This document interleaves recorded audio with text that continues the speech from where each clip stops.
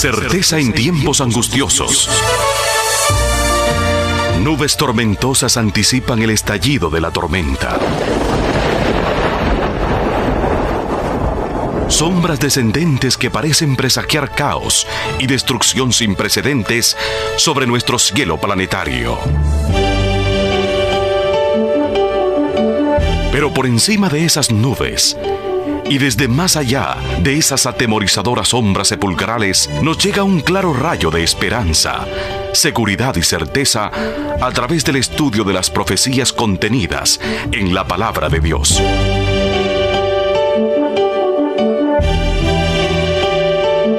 Escuche la autorizada palabra del Dr. Humberto Raúl Treyer en un mensaje de valor y esperanza, porque hay luz más allá de las densas tinieblas descendentes.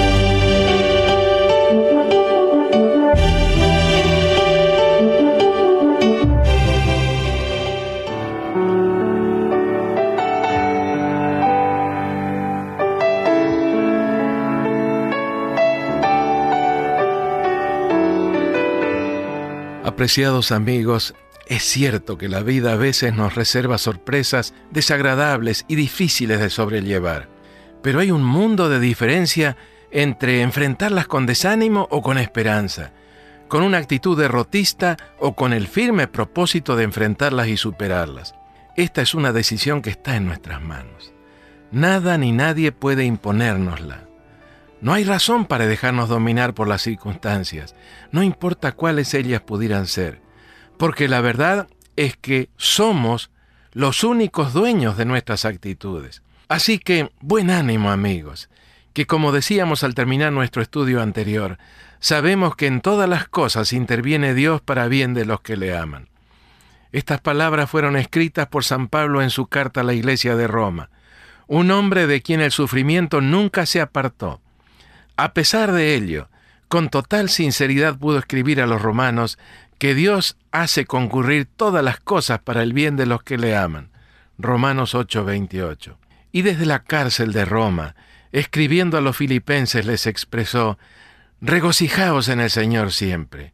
Otra vez digo, regocijaos. Filipenses 4:4. En tiempos más recientes, alguien que también conoció muy de cerca el sufrimiento, Elena White, escribió un párrafo extraordinariamente animador que quisiera compartirles. Presentad a Dios vuestras necesidades, vuestro gozo, vuestras tristezas, vuestros cuidados y temores. No podéis agobiarlo ni cansarlo, porque el que sabe cuántos cabellos hay en vuestra cabeza no es indiferente a la necesidad de sus hijos. Su corazón amoroso se conmueve por vuestras tristezas y aún por vuestra presentación de ellas. Llevadle todo lo que confunda vuestra mente. Nada es demasiado grande para el que sostiene los mundos y gobierna todos los asuntos del universo, y nada que concierna a nuestra paz es demasiado pequeño como para que pase inadvertido para él. No hay en vuestra experiencia ningún pasaje tan oscuro que él no pueda leer, ni perplejidad demasiado difícil que no la aclare. Ninguna calamidad puede sobrevenir al más pequeño de sus hijos, ninguna ansiedad puede atormentar el alma, ningún gozo alegrar el corazón, ninguna oración sincera escaparse de los labios, que pasen inadvertidos para nuestro Padre Celestial, o tome en ello un interés inmediato. Hasta aquí este párrafo que he tomado de la obrita devocional titulada El Camino a Cristo. Volvamos ahora al libro de las Sagradas Escrituras, que tal vez más definidamente lo presenta en su interés constante, inexhaustible, por todo lo que ocurre en nuestro mundo, el libro del profeta Daniel. Escrito en el siglo VI a.C., contiene vivencias y promesas realmente sublimes, como hemos podido comprobarlo en nuestras reflexiones previas. Al concluir nuestro tema anterior, basado, como tal vez lo recuerdan, en el capítulo 3 de ese libro, anticipamos que hoy dedicaríamos algunos minutos a la extraordinaria proclama o edicto real que promulgó Nabucodonosor al término de aquella impactante experiencia representada por la frustrada inauguración de la estatua y la milagrosa liberación de los 3 oficiales hebreos del horno ardiente. Ante aquella enorme concurrencia, que había venido de todos los rincones del mundo habitado para presenciar la imponente ceremonia, El pregonero real había anunciado que en el momento culminante todos debían postrarse en sumisa adoración ante el enorme ídolo erigido por orden del monarca. Sus últimas palabras habían dejado muy clara la ominosa opción. Y cualquiera que no se postre y adore, inmediatamente será echado dentro de un horno de fuego ardiendo. Daniel 3:6. Y no se trataba de palabras solamente. El edicto real significaba exactamente lo que decía. Mis amigos, Nabucodonosor se equivocó y muy seriamente en el ejercicio de su poder. Ningún gobernante tiene derecho de interferir o inmiscuirse, ya sea mediante decretos o leyes o mediante abierta persecución, en la relación personal, íntima, de un ser humano con Dios. Es que no se puede imponer la religión por decreto. Y toda vez que un gobernante lo olvida, el resultado es siempre intolerancia y persecución sobre quienes no sienten como correcto lo que se trata de imponérseles en nombre de la religión. Más tarde, luego de todo lo vivido en esa jornada, encontramos al rey con un nuevo entusiasmo religioso, no ya centrado en la estatua que había erigido, sino en el Dios que se había manifestado tan espectacularmente en favor de esos 3 hebreos que tan injustamente habían sido tratados por el solo delito de tratar de ser fieles a sus convicciones religiosas. El decreto que ordenaba la adoración de la estatua dio lugar ahora a otra proclama que decía así: «Bendito sea el Dios de ellos, de Sadrac, Mesac y Abed-nego». El rey se refirió a estos jóvenes llamándolos por los nombres paganos que él mismo les había puesto al iniciar ellos su carrera universitaria.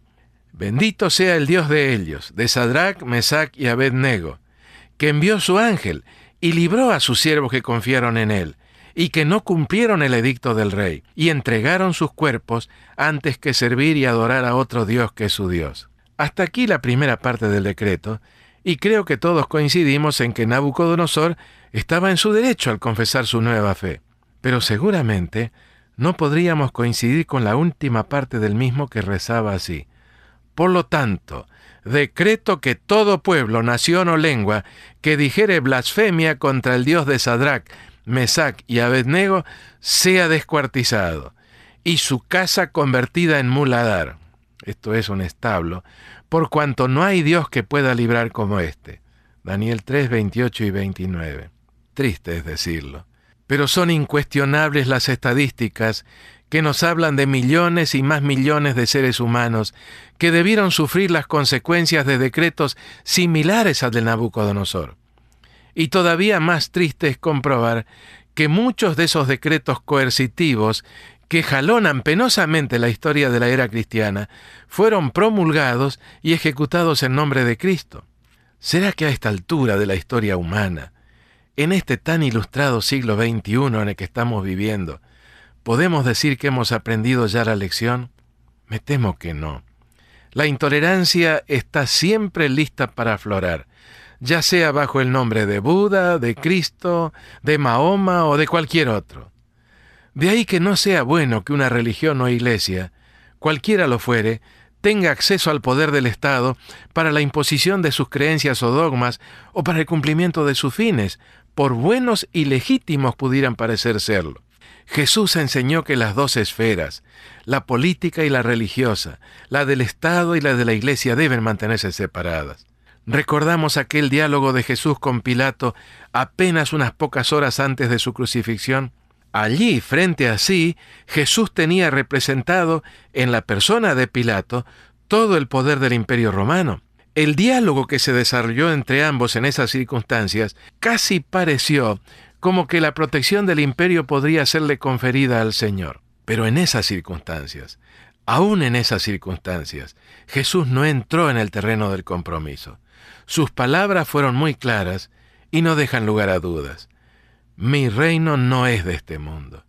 Si mi reino fuera de este mundo, mis servidores pelearían para que yo no fuera entregado a los judíos. Pero mi reino no es de aquí. Juan 18:38.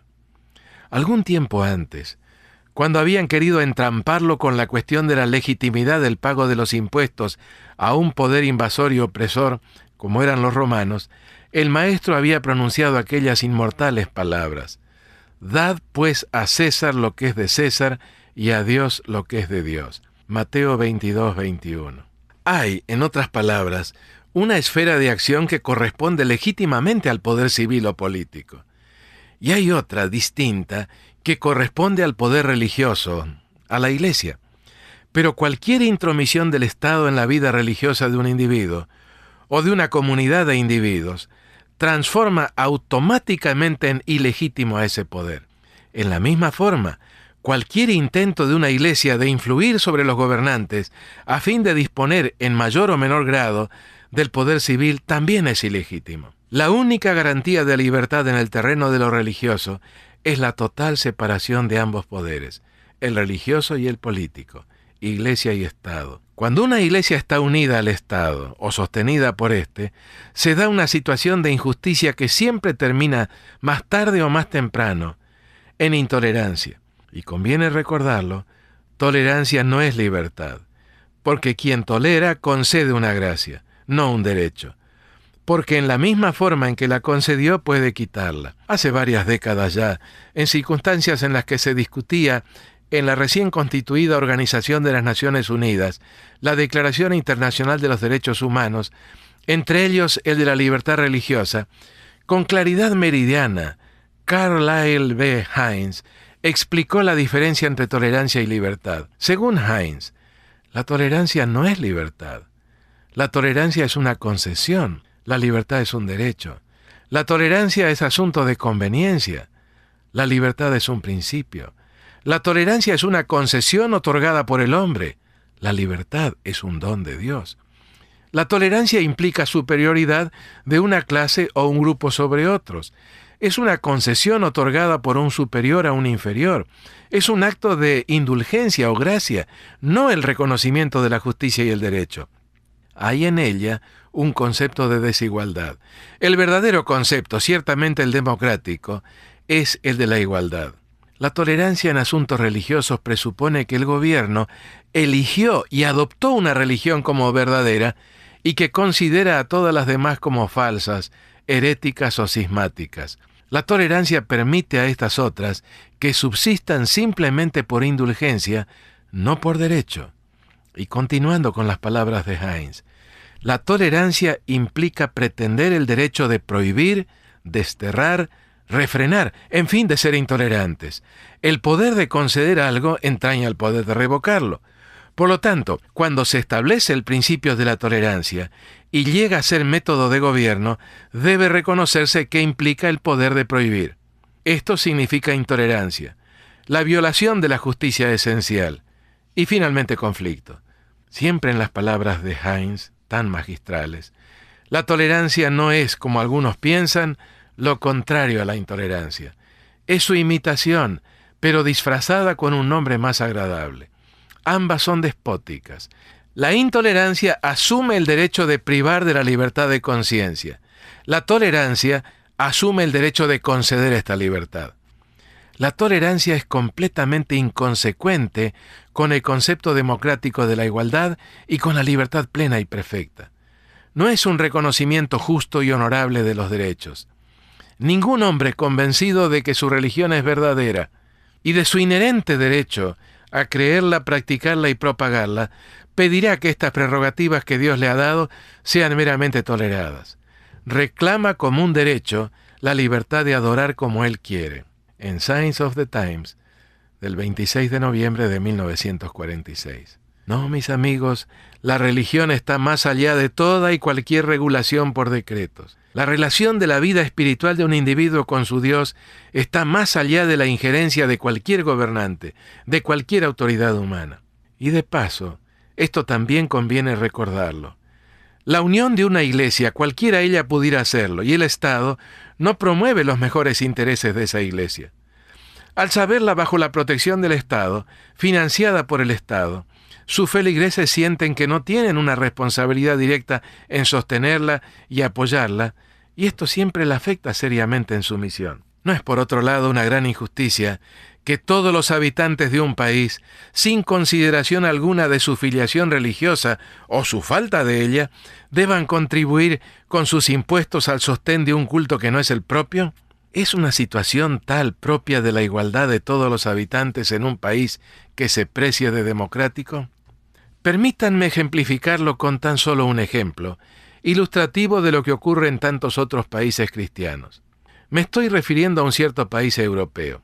La Ley Orgánica de Libertad Religiosa fue promulgada en ese país en 1980. Todas las religiones, iglesias y confesiones religiosas fueron declaradas en pie de igualdad, con la garantía de que habrían de ser tratadas sin discriminaciones por los poderes públicos, ya que el Estado habría de ser neutral.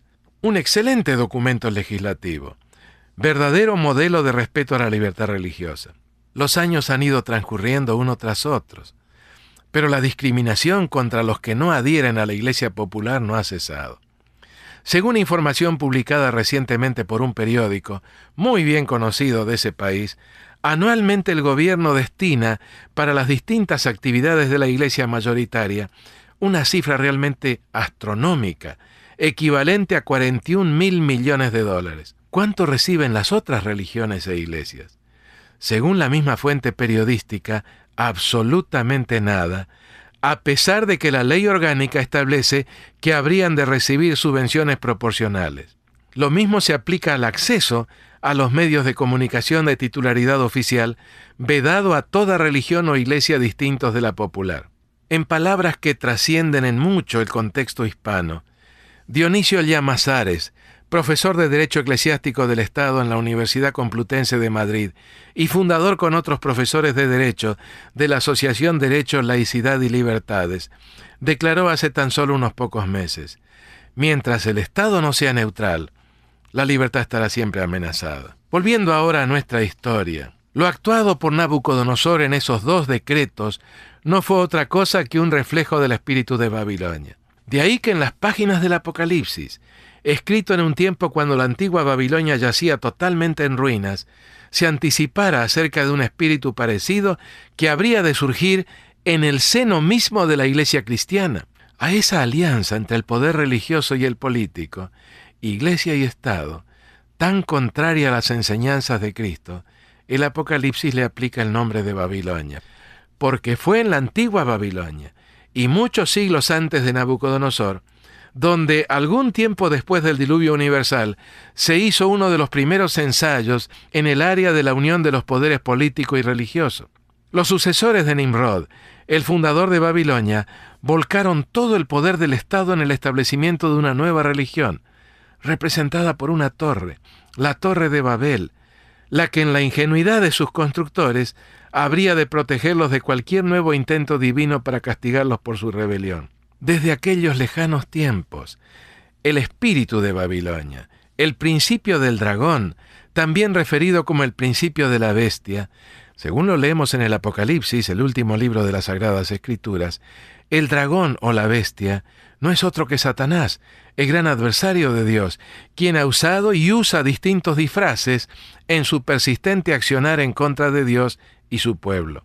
Estos símiles son tan solo símbolos, ilustraciones, sin connotación peyorativa alguna. Es decir, al referirse la Biblia a poderes o imperios humanos como bestias, no implica insulto alguno, y por lo tanto sería totalmente erróneo considerarlos como tal. ¿En qué consiste este principio del dragón o de la bestia? El espíritu de Babilonia. Precisamente en el intento de parte de cualquier religión o iglesia de utilizar el poder político para la promoción de sus intereses y fines. Y por otro lado, todo intento del Estado de incursionar en el campo de la religión. Como ya lo hemos mencionado, la unión del César y Dios fue expresamente proscripta por nuestro Señor. No es buena, nunca lo fue, ni para el Estado ni para la Iglesia. Siempre, y en esto no ha habido ni hay excepciones, siempre, una unión tal, no importa de qué Estado o país se trate, no importa el nombre de la religión o iglesia, resulta en intolerancia y persecución, ambas totalmente ajenas a la verdadera religión de Cristo. Nabucodonosor, en su nuevo celo religioso, cometió un serio error, el de legislar en materia religiosa. Lamentablemente el error de Nabucodonosor todavía se sigue cometiendo. El espíritu de Babilonia no ha muerto. Pasaron algunos años. y Nabucodonosor volvió a ser el protagonista de otro evento desusado. Lo encontramos registrado en el capítulo 4 del libro de Daniel. Nabucodonosor ya había tenido 2 claras manifestaciones de la sabiduría y del poder de ese Dios a quien no había conocido antes. En la primera oportunidad, allá por el año 602 a.C., el rey había podido comprobar su infinita superioridad por sobre todos los grandes de la intelectualidad babilónica. Ellos se habían visto forzados a admitir que el problema planteado por el rey solo podía ser resuelto por un Dios de cuya existencia algo sabían o percibían, pero nada conocían acerca de cómo entrar en contacto con él. Profundamente impresionado, como resultado de esa primera manifestación, Nabucodonosor había exclamado delante de Daniel: «Ciertamente el Dios vuestro es Dios de dioses y Señor de los señores y el que revela los misterios». Daniel 2:47. Ahora, 8 años más tarde, cuando ese Dios a quien había reconocido como poseedor de toda la sabiduría y todo el conocimiento, manifestó su poder incontestable de intervenir en los asuntos humanos, el estupefacto monarca se vio impelido a proclamar, hasta los confines del mundo de aquellos días, su reconocimiento a la majestad de ese ser que así se manifestaba, tan por encima de todo el panteón babilónico y por encima aún de todos los recursos de poder humano concentrados en las manos del emperador más poderoso de la tierra. Sus palabras: «No hay Dios que pueda librar como este», representaron una franca admisión que reveló un progreso en su concepto de Dios, pero no implicó un total abandono de la religión politeísta que practicaba, ni tampoco una disposición de aceptarlo como el soberano de su propia vida. ¿Qué pasó después? El transcurso de los años fue haciendo su efecto, y lo ocurrido en ese fallido intento de inaugurar el monumento que proclamaría la perpetua permanencia de Babilonia pasó al olvido. La vieja naturaleza orgullosa del espléndido emperador volvió a dominar su mente y su corazón. Sus brillantes campañas contra Tiro y Egipto le dieron más poder que nunca antes, y en los intervalos de paz entre sus guerras, planeó y realizó obras edilicias que embellecieron y fortificaron enormemente su capital, al punto de que no hallaba comparación digna en ninguna otra ciudad de la tierra. ¿Quién no ha oído hablar alguna vez, por mencionar tan solo un ejemplo, acerca de los famosos jardines colgantes de Babilonia, una de las 7 maravillas del mundo antiguo, como se acostumbra a denominarlos?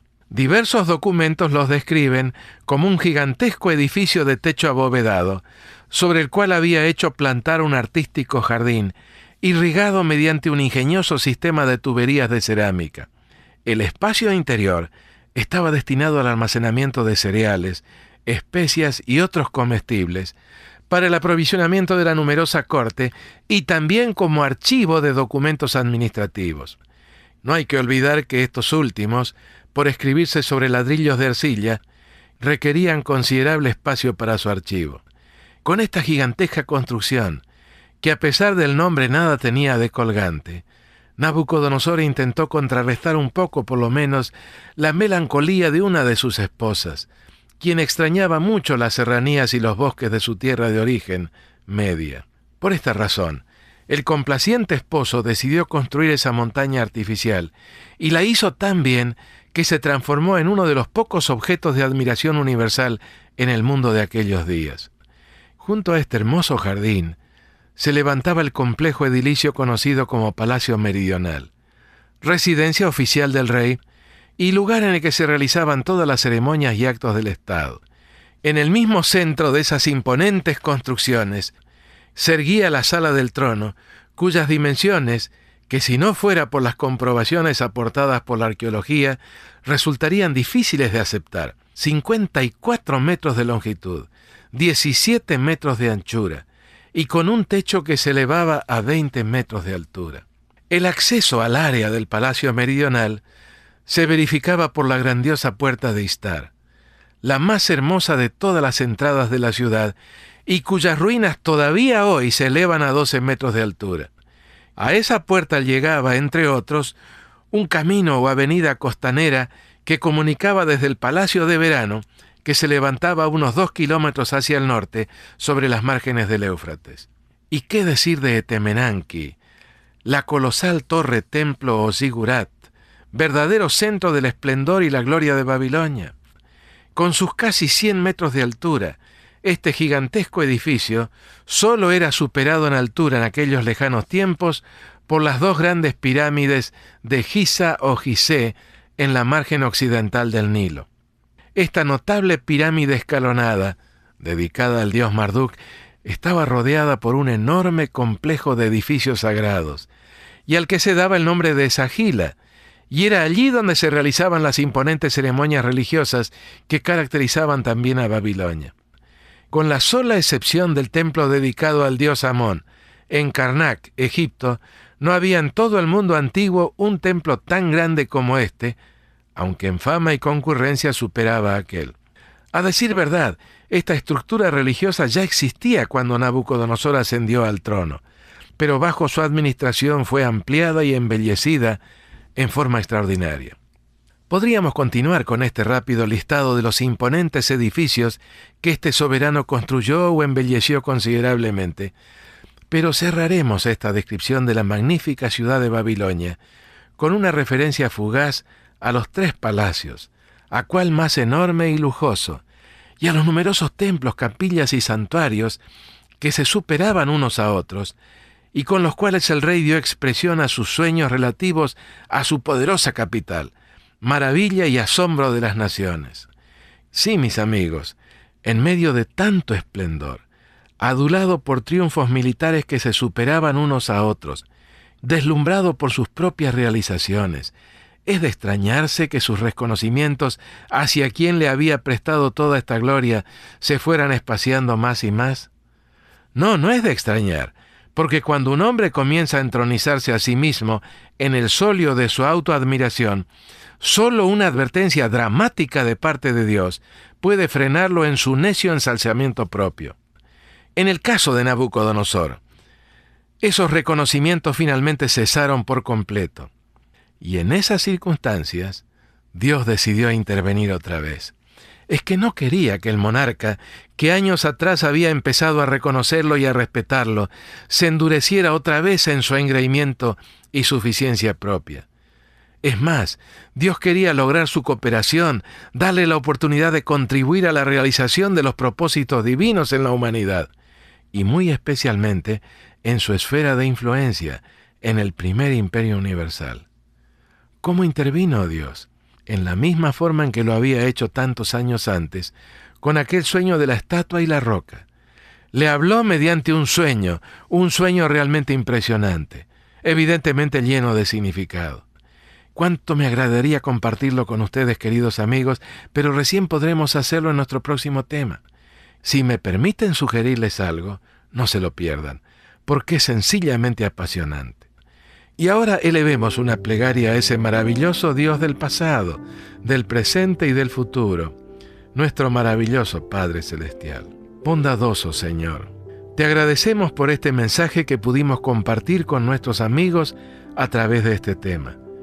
Permite, Padre, te lo imploramos, que a medida que vayamos avanzando en estos estudios, una dimensión de esperanza, nueva y poderosa, brote en el corazón de nuestros oyentes.